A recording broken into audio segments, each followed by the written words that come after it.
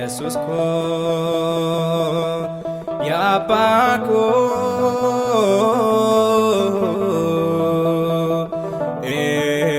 Jesus ko ya Bako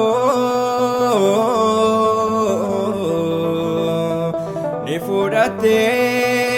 kuno duako ni fudate kuno duako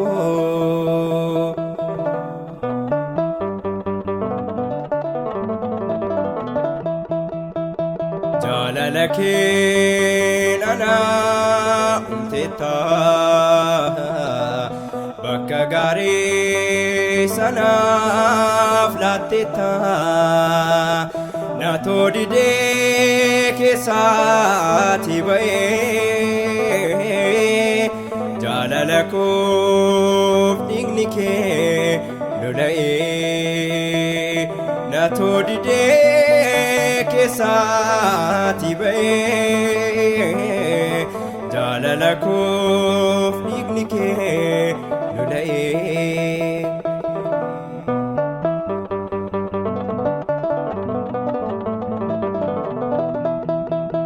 karaani warra kan ooltee dhiiga kee qulqulluu naaf lolaastee olaa garraamii morma saadhatu sin arge Yesuus si haa galatu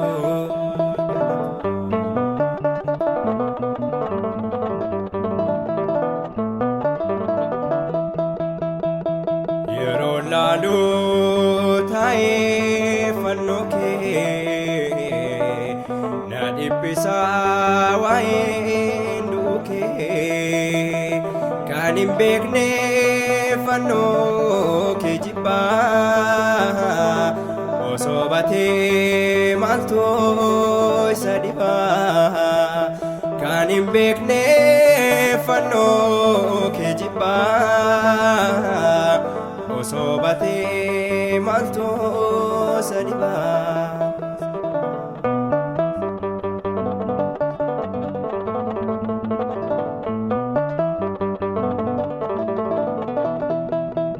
karaani warra kan ooltee dhiiga kee qulqulluu naaf lolaastee olaa garraamii morma saadhatu sin arge Yesuus si haa galatu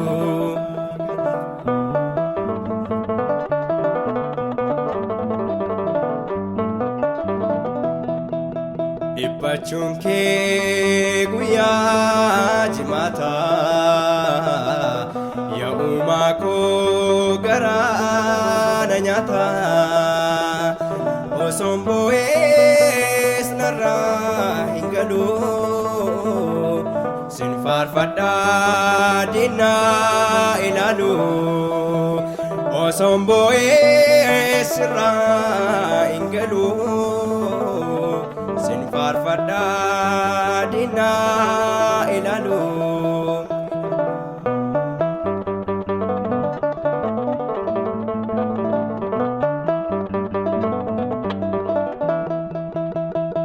karaani warra kan ooltee dhiiga kee qulqulluu naaf lolaastee olaa garraamii morma saadhatu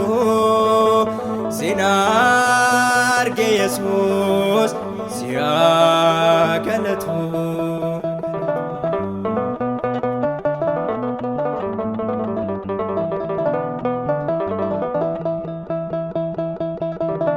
ani fixuu anaanaaf ooltee wanta baay'ee anaatiif taatee sin gadhiisu ani uumaa koo yaa gooftaa koo abdii jireenya koo sin gadhiisu ani uumaa koo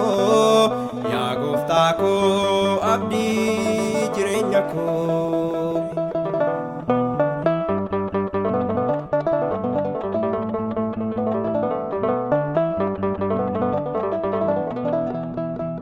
Karaan yoorra kan ooltee dhiiga kee qulqulluu naaf lolaastee olaa garraamii morma saalaatu sin arge Yesuus si haa galatu. Yesuus koo yaa abbaa koo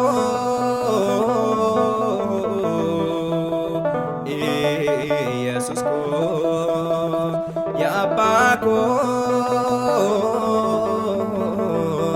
ni fudhattee kunoo du'a koo ni fudhattee kunoo